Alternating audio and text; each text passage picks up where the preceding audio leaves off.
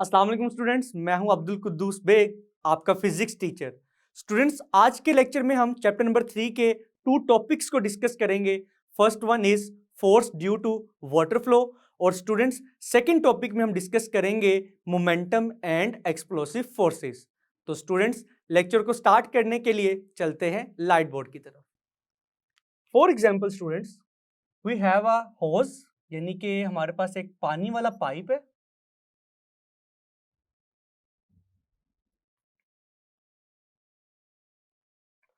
और students, for example, ये पानी की डायरेक्शन है और उसके सामने एक दीवार है।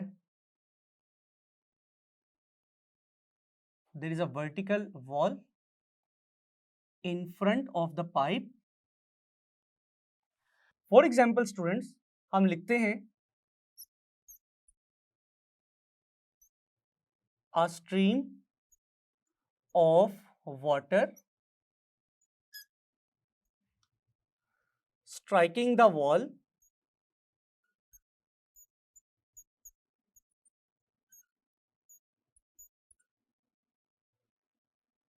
normally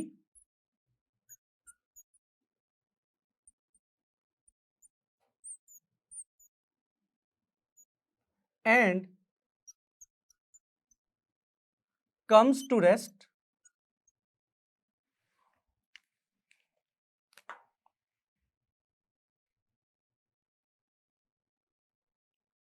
after striking the wall।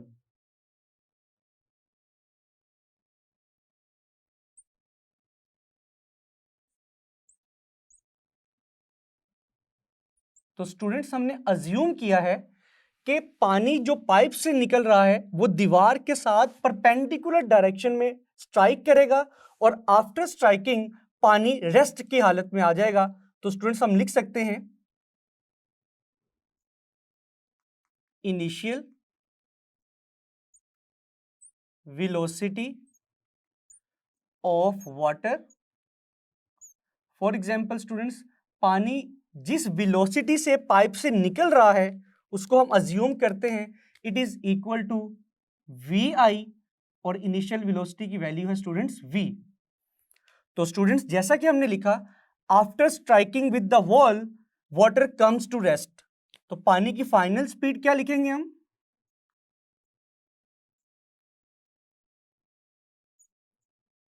Final speed और वेलोसिटी ऑफ वाटर, जिसको हम वी एफ से रिप्रेजेंट कर सकते हैं। और स्टूडेंट्स, इस केस में इसकी वैल्यू है 0। तो स्टूडेंट्स, अगर हम इनिशियल वेलोसिटी और फाइनल वेलोसिटी से चेंज इन वेलोसिटी निकालना चाहते हैं तो हम लिखेंगे change in velocity is equal to final velocity minus initial velocity. तो स्टूडेंट्स, चेंज को हम रिप्रेजेंट कर सकते हैं डेल्टा वी से। और स्टूडेंट्स, फाइनल वेलोसिटी की वैल्यू है 0, इनिशियल वेलोसिटी की वैल्यू है v। तो finally delta v which is the change in velocity किसके इक्वल आएगा स्टूडेंट्स? माइनस v के। नाउ स्टूडेंट्स, अब हम अज्यूम करते हैं मैस पर second, means that unit second के अंदर पाइप से निकलने वाला जो पानी है उसका मैस कितना है हम कंसीडर करते हैं स्टूडेंट्स। मैस पर यूनिट टाइम, जिसको हम मैस पर सेकेंड कंसीडर करेंगे।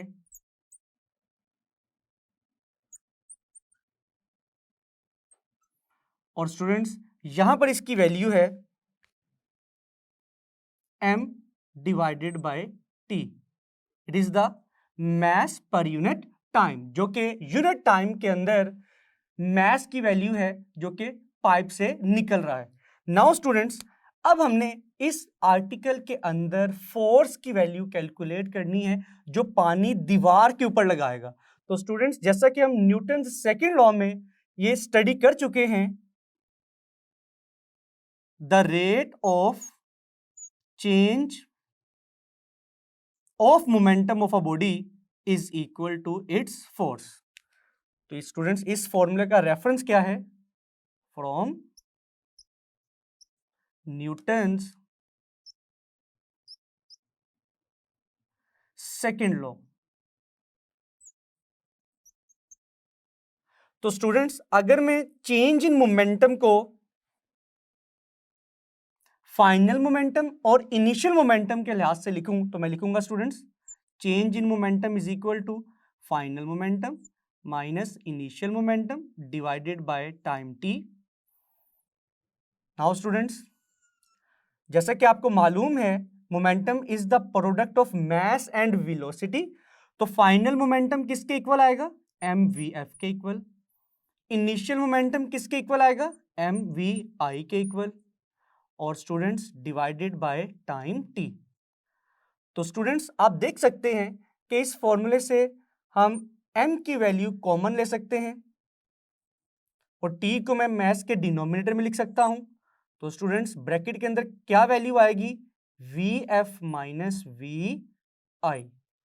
नाउ स्टूडेंट्स आप देख सकते हैं फोर्स का फाइनल फॉर्मूला किसके इक्वल आया है? m divided by t multiply by. तो क्या students v f minus v i की वैल्यू चेंज इन वेलोसिटी के इक्वल नहीं? Yes students. तो स्टूडेंट्स इट मींस दैट कि अगर हम फोर्स की वैल्यू कैलकुलेट करना चाहते हैं तो हम मास पर यूनिट टाइम को मल्टीप्लाई करेंगे चेंज इन वेलोसिटी के साथ, तो अल्टीमेटली हम फोर्स की वैल्यू कैलकुलेट कर लेंगे। तो नाउ स्टूडेंट्स अगर इस स्पेसिफिक एग्जांपल की बात की जाए तो आप देख सकते हैं कि इस एग्जांपल में चेंज इन वेलोसिटी की वैल्यू क्या है? Minus v. और स्टूडेंट्स मास पर यूनिट टाइम या फिर मास पर सेकंड की वैल्यू क्या है? m divided by t। तो स्टूडेंट्स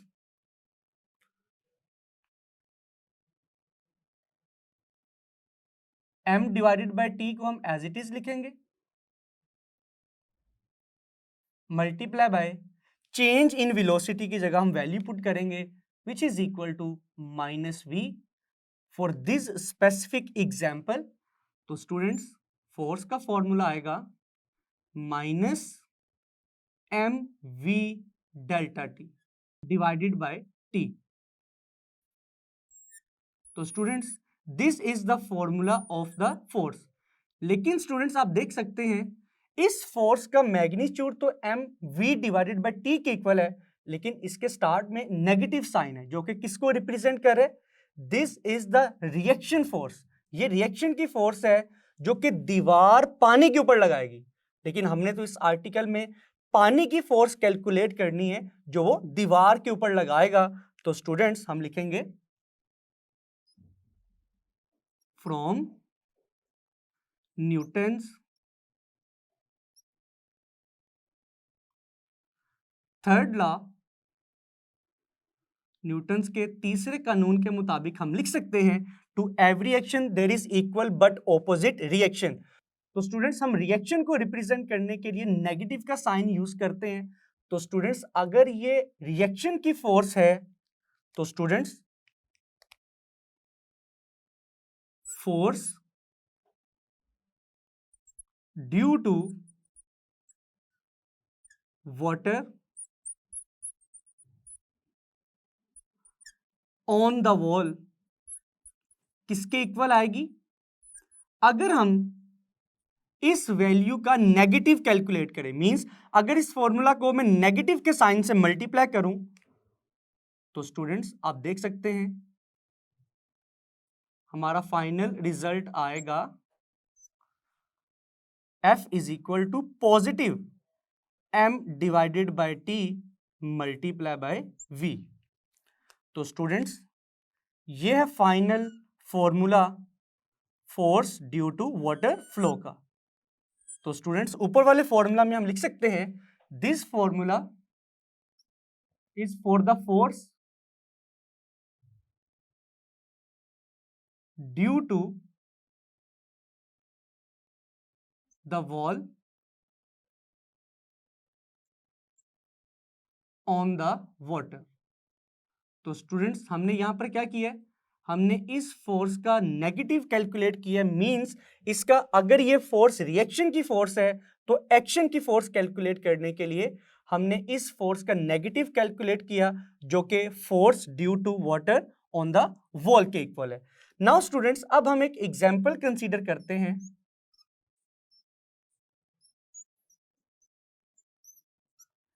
कि किस तरह से अगर हमें मास पर यूनिट टाइम या फिर मास पर सेकंड गिवन हो और किसी भी फ्लूइड की या वाटर की चेंज इन वेलोसिटी गिवन हो, तो किस तरह से हम students force due to water flow calculate कर सकते हैं। फॉर एग्जांपल स्टूडेंट्स, जैसे कि आपकी बुक में इस आर्टिकल के लास्ट पे एक एग्जांपल गिवन है।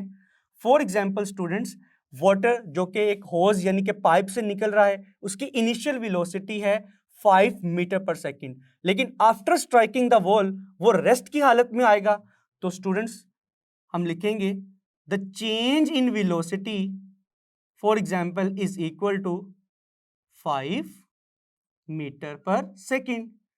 And students the value of mass पर unit time is equal to 3 kilogram पर सेकेंड।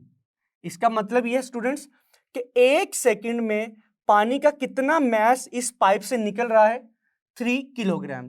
तो students according to this equation, जिसको हम इक्वेशन नंबर 1 का नाम दे सकते हैं, अगर हम इस इक्वेशन में वैल्यूज पुट करें तो स्टूडेंट्स आप देखेंगे F is equal to m over t की वैल्यू है 3 किलोग्राम पर second and students change in velocity की वैल्यू है 5 मीटर पर सेकेंड। तो स्टूडेंट्स 15 और यूनिट्स क्या आएंगे, kilogram metre per second square. जैसे कि स्टूडेंट्स आपको मालूम है kilogram metre per second square किसके इक्वल आएगा, न्यूटन के इक्वल। तो स्टूडेंट्स ये है फोर्स जो कि पानी लगाएगा दीवार के ऊपर, जिसको हम कहते हैं force due to water flow. तो स्टूडेंट्स अगर ऑब्जेक्टिव में यानी एमसीक्यूज और शॉर्ट क्वेश्चन में आपको चेंज इन वेलोसिटी गिवन हो और आपको मास पर यूनिट टाइम की वैल्यू गिवन हो, तो स्टूडेंट्स दोनों का प्रोडक्ट किसके इक्वल आएगा, फोर्स के इक्वल आएगा। नाउ स्टूडेंट्स अब हम नेक्स्ट आर्टिकल को स्टार्ट करते हैं, which is momentum and explosive forces.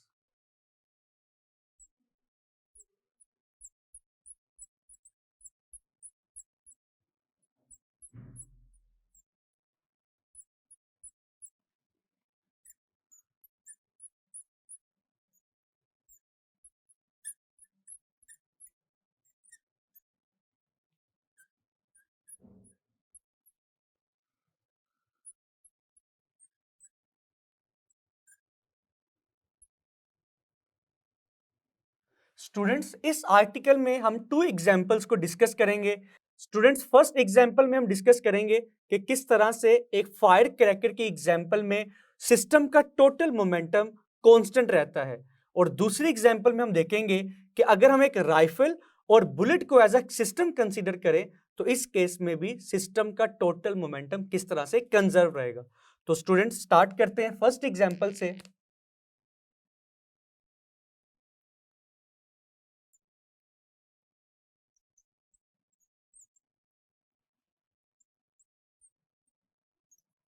which is the example of a firecracker or a shell. For example students, मेरे हाथ में एक शेल है, एक पटाखा है, एक बॉम्ब है। अगर मैं इसको आग लगाकर ऊपर की तरफ फेंकता हूं और ये shell midway in the air में एक्सप्लोड कर जाता है, तो स्टूडेंट्स डायग्राम की मदद से मैं इसको किस तरह से रिप्रेजेंट करूंगा। For example students, this is a shell, और स्टूडेंट्स अगर ये 2 पार्ट्स में एक्सप्लोड करता है मिडवे इन द एयर में,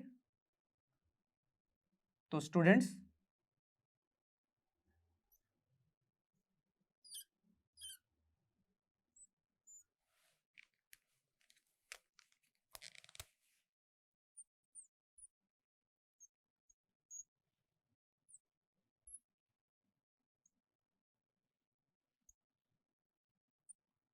These are the two small fragments of this shell. For example वैसे स्टूडेंट्स रियल लाइफ में ये जो शेल है ये नंबर ऑफ पार्टिकल्स में डिस्ट्रीब्यूट हो जाएगा, लेकिन फॉर सिंप्लिसिटी हम ये कंसीडर कर रहे हैं कि ये शेल सिर्फ 2 फ्रेगमेंट्स में टूट रहा है। तो स्टूडेंट्स अब हम देखेंगे ये क्या सिस्टम का total momentum before explosion equal आता है सिस्टम के टोटल मोमेंटम के आफ्टर कोलिजन। तो स्टूडेंट्स इस केस के लिए हम सिस्टम के मोमेंटम को बिफोर कोलिजन और आफ्टर कोलिजन रिप्रेजेंट करेंगे with the help of vectors. For example students, जैसा कि आप देख सकते हैं डायग्राम में कि शेल वर्टिकली डाउनवर्ड डायरेक्शन में या अपवर्ड डायरेक्शन में मूव करेगा। तो स्टूडेंट्स अगर हम डाउनवर्ड डायरेक्शन कंसीडर करें तो स्टूडेंट्स बिफोर एक्सप्लोजन सिस्टम का टोटल मोमेंटम है फॉर एग्जांपल mv। लेकिन स्टूडेंट्स अगर एक खास टाइम पर एक्सप्लोजन यानी कि ये शेल एक्सप्लोड करता है तो स्टूडेंट्स अब हम देखेंगे इन फ्रेगमेंट्स के मोमेंटम्स को। फॉर एग्जांपल स्टूडेंट्स इस फ्रेगमेंट के मोमेंटम को हमने रिप्रेजेंट किया है विद दिस वेक्टर, और स्टूडेंट्स इस फ्रेगमेंट के मोमेंटम को हम रिप्रेजेंट कर सकते हैं विद दिस वेक्टर। तो स्टूडेंट्स अगर मैं इस वेक्टर के पैरेलल एक वेक्टर ड्रॉ करूं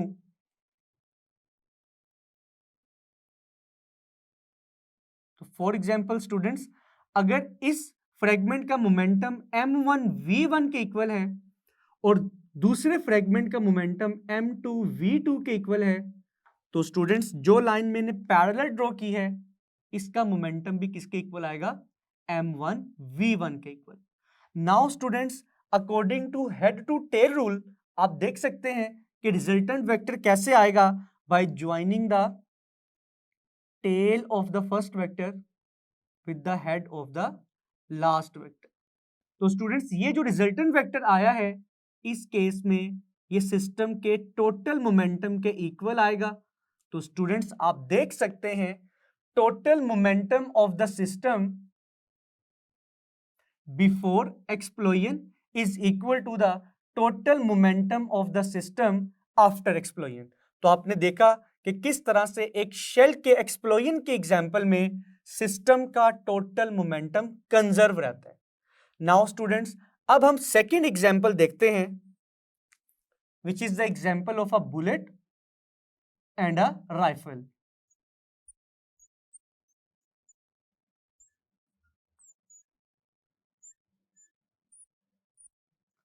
फॉर एग्जाम्पल स्टूडेंट्स हमारे पास एक राइफल है और आपको मालूम है कि राइफल का mass as compare to the mass of the bullet बहुत ज्यादा होगा।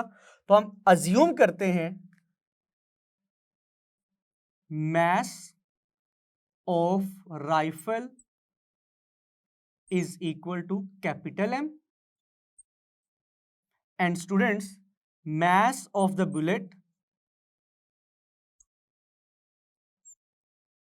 is equal to small m. Now students for example मेरे हाथ में एक राइफल है और उसके अंदर एक बुलेट है। अभी मैंने बुलेट को फायर नहीं किया तो स्टूडेंट्स राइफल भी रेस्ट की हालत में है तो उसकी वेलोसिटी क्या होगी 0, और राइफल के अंदर मौजूद बुलेट भी रेस्ट की हालत में है उसकी वेलोसिटी भी क्या होगी 0। तो स्टूडेंट्स हम लिख सकते हैं जैसा कि बिफोर फायरिंग राइफल भी रेस्ट की हालत में है बुलेट भी रेस्ट की हालत में है तो सिस्टम का टोटल मोमेंटम बिफोर फायरिंग किसके इक्वल आएगा 0 के इक्वल आएगा। तो हम लिखेंगे students as bullet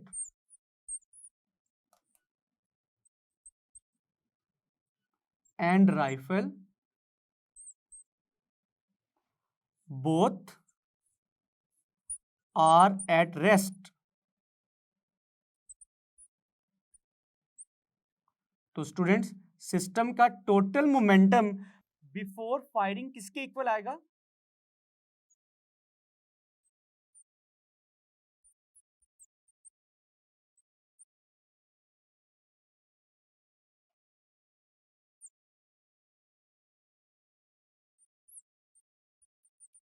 it is equal to 0। लेकिन स्टूडेंट्स अगर हम उस राइफल से उस बुलेट को फायर करते हैं तो फॉर एग्जांपल स्टूडेंट्स बुलेट जिस स्पीड से आगे की तरफ जाएगी उसको हम v कंसीडर करते हैं, और राइफल रिकॉइल करेगी बैकवर्ड डायरेक्शन में, मींस झटका लगेगा पीछे की तरफ, तो उस झटके की जो स्पीड होगी, उस रिकॉइल की जो स्पीड होगी, उसको हम कंसीडर करते हैं v प्राइम से। तो स्टूडेंट्स अगर हम बुलेट की वेलोसिटी को कंसीडर करें, we can represent the velocity of the bullet after firing as v, which is the velocity of bullet after firing, and students v prime is the velocity of the rifle in the opposite direction after firing। तो students bullet और rifle का momentum किसके equal आएगा? It will be the product of its velocity and mass. तो students अगर हम bullet के momentum की बात करें आफ्टर फायरिंग, तो स्टूडेंट्स बुलेट का मास हमने कंसीडर किया है स्मॉल m, तो बुलेट का मोमेंटम आएगा mv के इक्वल। सिमिलरली स्टूडेंट्स अगर हम राइफल के मोमेंटम की बात करें तो राइफल का मोमेंटम आएगा स्टूडेंट्स mv प्राइम के इक्वल। तो स्टूडेंट्स अगर हम सिस्टम के टोटल मोमेंटम की बात करें तो स्टूडेंट्स सिस्टम का टोटल मोमेंटम इन दोनों मोमेंटम्स के सम के इक्वल आएगा। तो स्टूडेंट्स ये है सिस्टम का total momentum after firing. Now students अगर हम यहां पर law of conservation of linear momentum को अप्लाई करें, जिसके मुताबिक हम लिखेंगे total momentum of the system before firing is equal to the total momentum of the system after firing. तो स्टूडेंट्स बिफोर फायरिंग सिस्टम का टोटल मोमेंटम किसके equal है? 0 के इक्वल, और आफ्टर फायरिंग सिस्टम का टोटल मोमेंटम किसके equal है? mv plus mv prime. Now students अगर हम mv को इक्वल की दूसरी तरफ शिफ्ट करें तो स्टूडेंट्स हम लिखेंगे minus mv is equal to mv prime. तो स्टूडेंट्स अगर हम यहां से v प्राइम की वैल्यू कैलकुलेट करें तो स्टूडेंट्स v प्राइम किसके इक्वल आएगा? Minus mv divided by capital M, which is the mass of the rifle. Now students अगर हम इस फॉर्मूला को एनालाइज करें तो इस फॉर्मूला से हमें क्या इंपॉर्टेंट इंफॉर्मेशन मिलेगी? तो स्टूडेंट्स आप देख सकते हैं mass of the rifle and the velocity of the rifle after firing both are inversely proportional to each other. It means that as compared to the mass of the bullet, mass of the rifle बहुत ज्यादा है। तो students similarly as compared to the velocity of the bullet after firing, rifle की velocity as compare to the velocity of the bullet बहुत कम होगी, ताकि system का टोटल मोमेंटम क्या रहे? कंजर्व्ड रहे। और स्टूडेंट्स यहां पर नेगेटिव साइन क्या चीज शो कर रहा है कि अगर बुलेट फॉरवर्ड डायरेक्शन में मूव करेगी तो राइफल का रिकॉइल बैकवर्ड डायरेक्शन में आएगा, जिसको हम रिएक्शन कंसीडर कर सकते हैं। तो स्टूडेंट्स आपने देखा कि किस तरह से शेल के केस में और बुलेट एंड राइफल की एग्जाम्पल के केस में सिस्टम का टोटल मोमेंटम कंजर्व रहता है। स्टूडेंट्स मैं उम्मीद करता हूं कि आज के दोनों टॉपिक्स आपको बहुत अच्छे से समझ आए होंगे। इनको अच्छे से प्रिपेयर कीजिएगा। मिलते हैं नेक्स्ट लेक्चर में। अल्लाह हाफिज।